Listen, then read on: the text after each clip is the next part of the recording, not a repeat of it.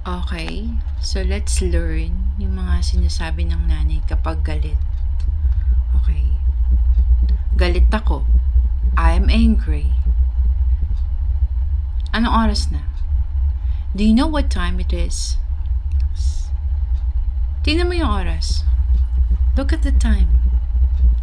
Lumapit ka dito. Come here. Aba? Hey.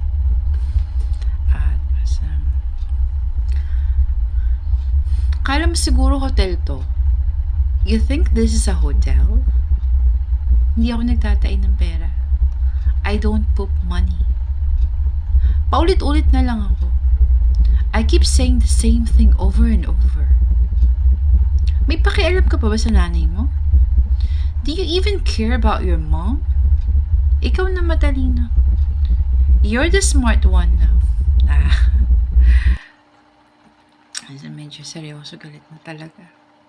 Parang pinalaki kita para pasakitin lang yung ulo ko, no? It feels like I raised you just to give me headaches. Sa bilis mong kumilos, bukas ka pa matatapos.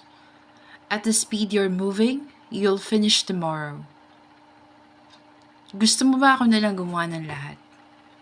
Do you want me to do everything myself? Hindi ako galit, disappointed lang. I'm not angry, I'm just disappointed. Tayo mo pag-uwi ng tatay mo.